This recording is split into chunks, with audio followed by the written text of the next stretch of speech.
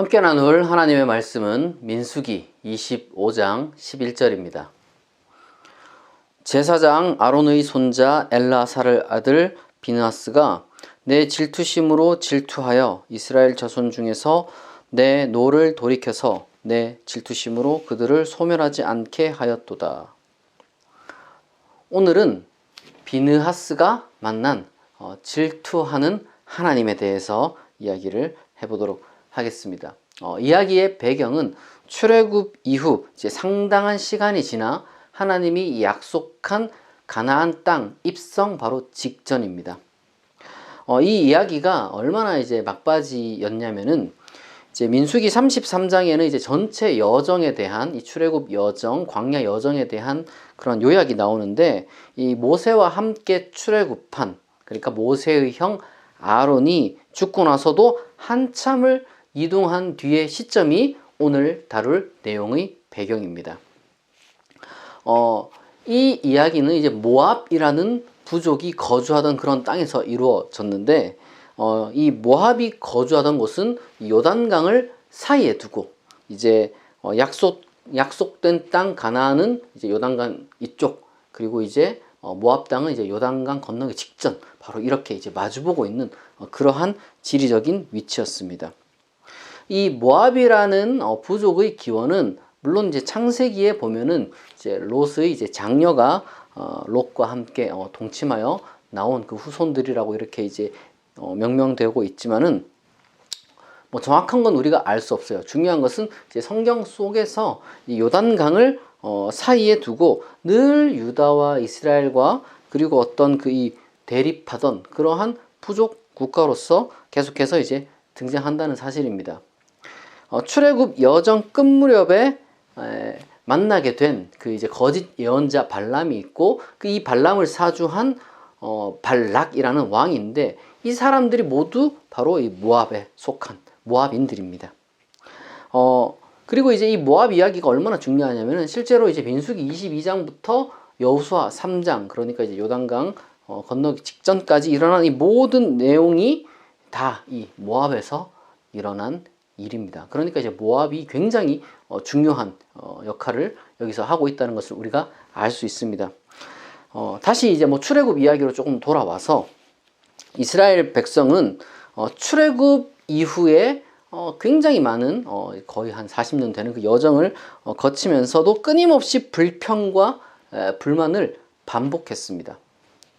그리고 이제 그 절정이 바로 이 모압에서의 사건이라는 거죠. 민수기에 의하면은 모압에 도착한 이스라엘 사람들은 이 시딤이라는 지역에서 모압 여자들과 음란한 사건을 벌였다고 기록하고 있습니다. 그리고 이제 그 음란한 사건이 무엇이냐 이제 구체적으로 민수기 25장 2절과 3절에서 이어서 나오는데 제가 읽어보겠습니다. 그 여자들이 자기 신들에게 제사할 때 이스라엘 백성을 청하매 백성이 먹고 그들이 신에게 절함으로 이스라엘이 바알 부올에 가담한지라 여호와께서 이스라엘에게 진노하시니라. 여기 보면 이제 바알 부올이라는 어떻게 보면 신의 이름인가 하는 그런 것이 나오는데 이제 이 바알 신은 우리가 잘 알죠. 바알. 이제 부올이라는 산의 바알이라는 뜻인데 뭐 그래서 그냥 통상적으로 일부러 갖다 붙여서 그냥 바알 부올이라고 이렇게 부르기도 합니다. 어쨌거나 이로 미루어 보아 이스라엘 사람들은 이 모압인의 땅에서 이제 종교적이면서도 도덕적인 어떤 죄 혹은 이제 타락을 이제 했다는 것을 우리가 여기서 확인할 수가 있습니다. 어떻게 보면은 이것은 모압 부족의 어떻게 보면 이제 일종의 이제 문화적 전략이었다고 볼 수도 있을 겁니다. 그러니까 신명기에서 모세는 고별 설교를 하는 동안 이 사건을 뭐 짧지만 잠깐 되돌아보면서 회고하면서 이것이 예언자 부올의 아들 발람의 꾀라고 이제 지적하는 그러한 장면도 있습니다. 물론 사실 실제로 이제 이 모세가 발람이라는 사람을 뭐 마주한 적도 없고 그리고 또한 발람이 무슨 꾀를 내서 이렇게 이제 하게 만들었는지 뭐 민수기 이야기에서 뭐 모세오경 전체에서도 우리가 이제 확인할 길은 없습니다. 다만 민수기의 그 텍스트 순서 발람 이야기가 나오고 모압 이야기가 나온다는 점 그리고 이 부올이라는 지역에서 이런 일들이 벌어졌는데 이 발람의 아버지가 부올이라는 이것을 이제 확인한 아마 이제 후대의 어떤 그 편집자가 아마도 이 사건을 이제 그렇게 발람과 연결한 것으로 보입니다. 그러니까 중요한 것은 어쨌거나 이 사건으로 이스라엘의 하나님 야훼는 진노했고 그리고 전염병을 그들 가운데 퍼뜨렸다는 겁니다. 이 전염병 사건으로 인해서 사망한 사람이 이후에 나오지만 24,000명이 되었다고 해요. 출애굽 직후에 계수한 성인 남자의 수가 60만 명입니다. 그래서 여기에는 이제 어떤 어린아이라든지 그리고 이제 여성이 숫자가 여기 이제 속해 있지 않은데 이게 추가해서 생각하면 우리가 추정할 수 있겠죠. 대략 뭐 적게는 100만 명, 많게는 200만 명까지도 되는 거예요. 그러니까 24,000명이 죽었다는 얘기는 인구의 1%에서 2% 정도가 그냥 이 사건으로 그렇게 한꺼번에 다 죽었다는 거예요. 그야말로 정말 적어도 이 사건은 출애굽 이후 이제 이 광야 여정에서 전대미문의 사건이었던 것이죠. 전대미문의 재앙이었던 겁니다. 이때 야훼가 모세에게 명령을 합니다. 각 지파의 수령들을 잡아서 태양을 향해 목매달아 죽이라. 그러면은 나의 진노가 그칠 것이다. 그러니까 다시 말하자면 전염병이 이제 없어질 것이다. 이렇게 이제 야훼가 모세에게 명령을 합니다. 그런데 문제는 다들 그 명령을 듣고도 우물쭈물했다는 거예요. 이제 고대 야만인들에게 뭐 사형이라는 어떤 심판 집행이 무슨 거리낌이 있어서 그렇게 우물쭈물했던 걸까요? 그런 게 아니죠. 그 사람들은 뭐 전쟁하고 사형 집행하는 게 익숙했던 사람들인데 그런 게 아니에요. 그게 아니라 자신의 어떤 그 수령들, 그러니까 이제 높은 지도자들을 향해서 그렇게 하는 것에 대한 두려움이 있었던 겁니다. 혹은 아니면은 자신들의 두령들이 그렇게 하는 것에 대해서 딱히 문제를 느끼지 못했기 때문일 수도 있어요. 어쨌거나 모종의 이유로 그들은 망설였습니다. 어떤 거부감을 느꼈던 거예요. 그때 바로 모세의 형 아론의 손자인 오늘의 주인공인 이 비느하스가 가장 먼저 그 짓을 저지른 외국인 여자와 그리고 이스라엘의 지도자를 창을 들고서 찔러서 사형을 집행합니다. 이때 이 여자에 대한 그 어떤 정체성이 나오는데 미디안 집단의 수장 중 한 사람인 한 사람의 딸 이제 고스비라는 여자라고 해요. 고스비라는 여자. 그런데 제가 뭐 지난번 아마 모세를 설교하면서 말씀드렸던 것 같은데 이제 이 미디안이라는 것은 어떤 부족의 이름이라기보다는 어떤 그 집단체, 이제 결사체 혹은 공동체의 이름일 좀 확률이 좀 높고 어쨌거나 이들의 집단이 모압에서도 영향력이 있었던 것 같습니다.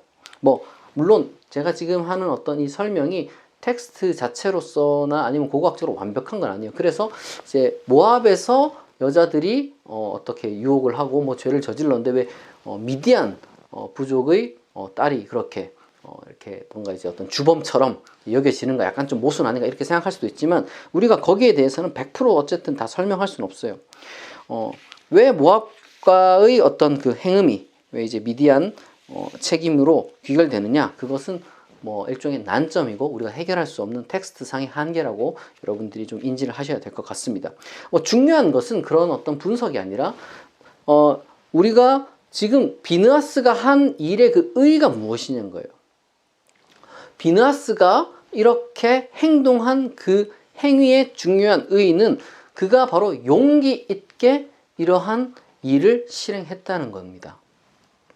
이 높은 사람들의 타락 모두가 다 알고 있었어요. 심지어 하나님이 계시할 정도로 다 알고 있는 내용이었습니다. 그렇기 때문에 각 지파 내에서 그 심판이 집행되어야 했지만 아무도 그렇게 집행하지 않았어요.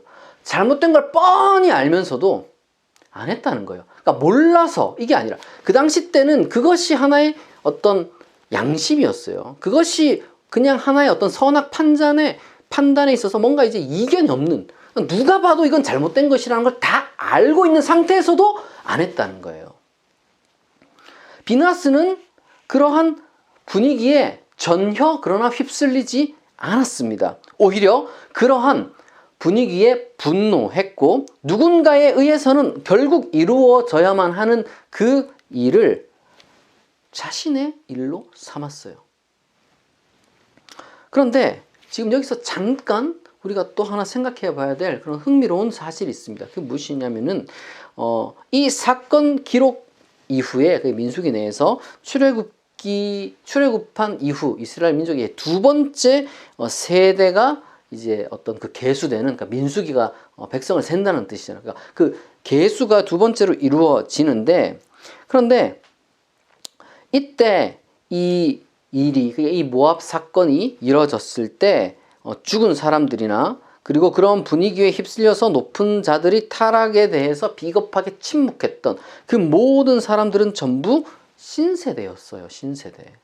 9세대가 이런 일을 저지른 것이 아니라, 그러니까 하나님께 불평불만하던 9세대가 아니라 신세대들. 하나님이 이제 광야에서 이렇게 불평불만하는 자들은 내가 다 심판해버리겠다라고 해서 이제 9세대들이 다 죽고 나서 신세대들이 태어나서 신세대들이 이제 가나안 땅으로 입성을 하는데, 뭐 여호수아 갈렙은 뭐 9세대에 속하지만 어쨌거나 그러니까 신세대들이 그렇게 가나안 땅 입성하는데 바로 이 신세대들 중에서 이런 일이 일어났다는 거예요.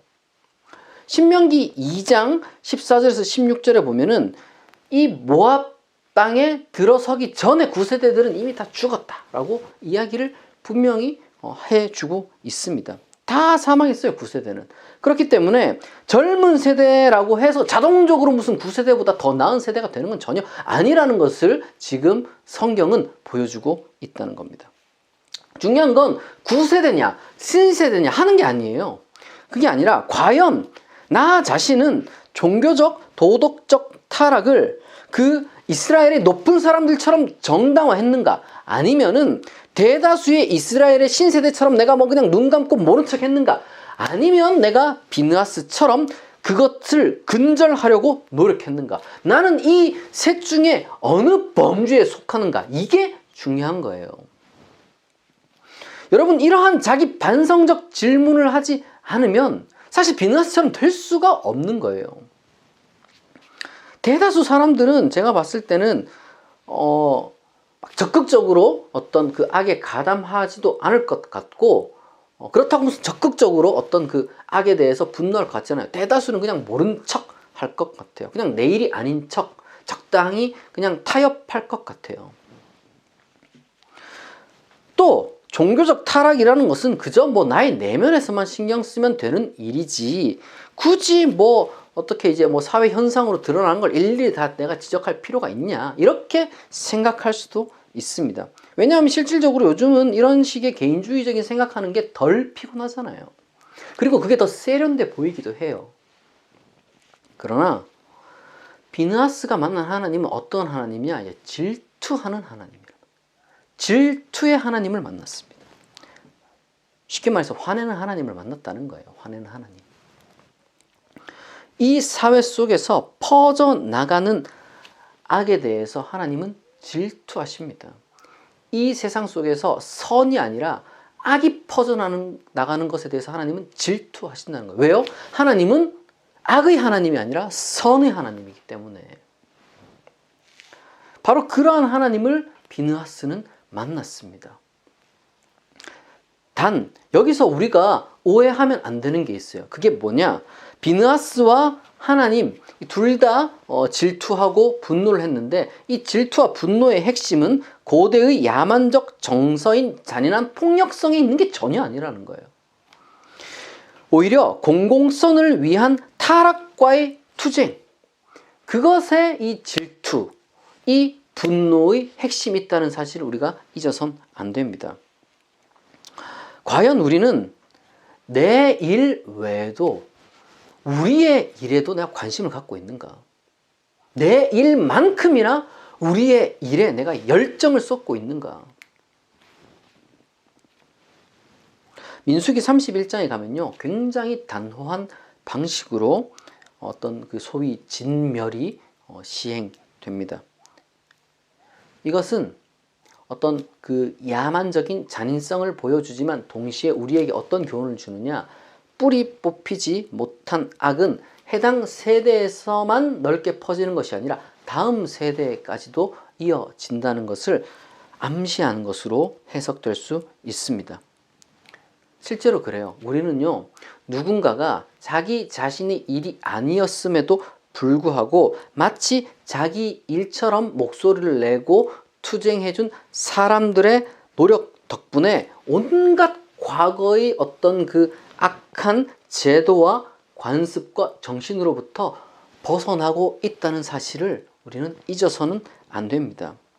이 전염병이라는 상징을 통해서 드러나는 것처럼 이것이 누구에 의해서도 만약에 지적되지 않는다면 그것은 내가 속한 사회 전체에 영향을 미쳐서 우리 사회 구성원 전부를 병들게 할지도 모릅니다.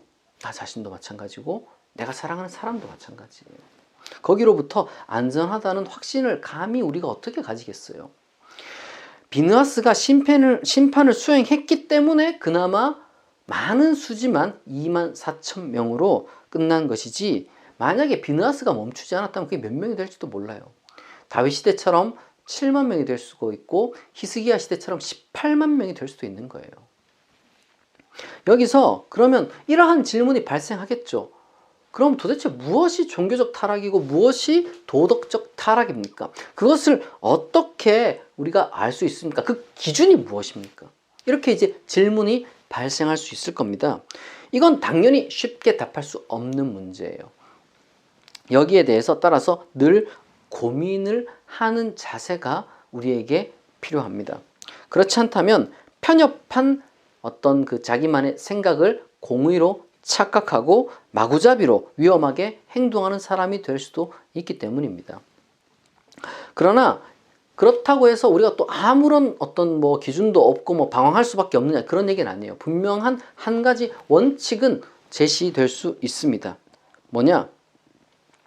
이 원칙이 없는 사람은 비느하스가 아니라 광신자라는 거예요.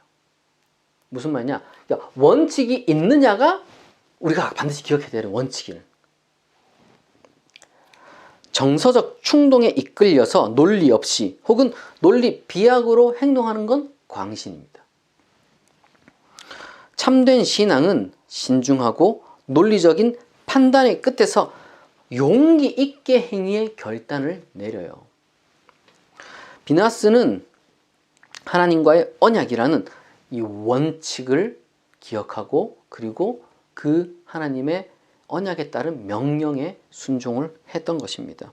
그러니까 쉽게 말하자면 자기 충동에 따른 그러한 어떤 심판이 아니었다는 거예요.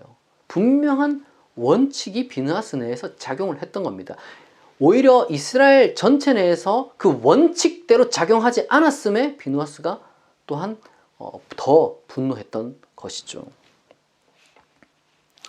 종교적, 도덕적 타락이라는 것은, 그리고 그게 이제 사회 현상으로 나타난다는 건 굉장히 심각한 겁니다. 따라서 다소 힘이 들더라도요, 신학적 그리고 윤리적 고민을 하지 않는 것은 이 심각한 문제를 더 해결하는 것이 아니라 더 엉망으로 만들어 버릴 수 있어요. 안 그래도 타락했는데 광신까지 거기 있으면 얼마나 큰 혼란이 초래되겠어요. 실질적으로 한번 여러분 생각해 보세요. 오늘날 우리 사회에 많은 사람들이 정말 안 그랬으면 좋겠지만 정말 너무 모든 일을 단편적으로 그리고 쉽게 판단해요. 그렇게 해서 필요 없는 소란까지 얼마나 일어나고 얼마나 수많은 소음이 우리 가운데 또 생겨나는지 몰라요. 그런 것들이 또 뭐 무관심을 만들어내는 걸 수도 있는 것이죠. 우리 모두가 다 무슨 뭐 법조인이니 뭐 어떤 그 전문가가 될 수는 없지만, 그러나 원칙을 지키는 어떤 그 한 사람의 올바른 목소리가 사회 전체를 바꾸는 힘을 가질 수 있다는 것을 우리가 기억해야 됩니다. 교회 내에서건 아니면 뭐 사회 속에서건 아니면 회사나 뭐 어느 어떤 그 관계에서건 어느 그 집단 내에서건 생각하는 사람, 그리고 원칙대로 살아가는 사람, 그 원칙의 목소리를 내는 사람. 당장 뭐 미움받을 수도 있어요. 당장은 무슨 어떻게 보면은 오히려 그 뭐 너만 똑똑하고 너만 뭐 고고하냐 뭐 이렇게 나올 수도 있지만, 하나님 앞에서는, 질투하는 하나님을 만난 사람은 그러한 원칙을 무시하는 어떤 그러한 분위기에 휩쓸리지 않습니다. 비나스는 하나님 앞에서 정직했고 그리고 또한 용기를 낸 그러한 어떤 모습을 보여주었기 때문에 자기가 속한 이스라엘 공동체를 오히려 지켜낼 수 있었습니다. 하나님과 이 공동체, 이스라엘 민족 혹은 그 집단 사이의 평화를 오히려 이루어낸 것입니다. 다시 말하자면 조금 더 우리가 현대식으로 표현을 해 보자면은 비느하스의 행위로 말미암아 이 사회 내에서 도덕적, 종교적 그러한 어떤 그 고귀한 가치가 변질되지 않을 수 있었다는 얘기예요. 비느하스와 하나님에게 사용된 단어, 우리로 이제 우리 한글 성경 제가 읽은 것에 의하면 질투로 번역이 되어 있는데 이것은 사실은 열심 내지는 열정으로도 번역이 될 수 있습니다. 과연 우리의 감정은 어떤 것에 불타오르고 있습니까? 참으로 여러분이 무슨 일을 하건지 간에 하나님의 열심을 자신의 열심으로 삼을 수 있는 그러한 사람이 되기를 바랍니다. 그것이 바로 여러분이 또 다른 의미에서 복의 통로가 되는 길입니다.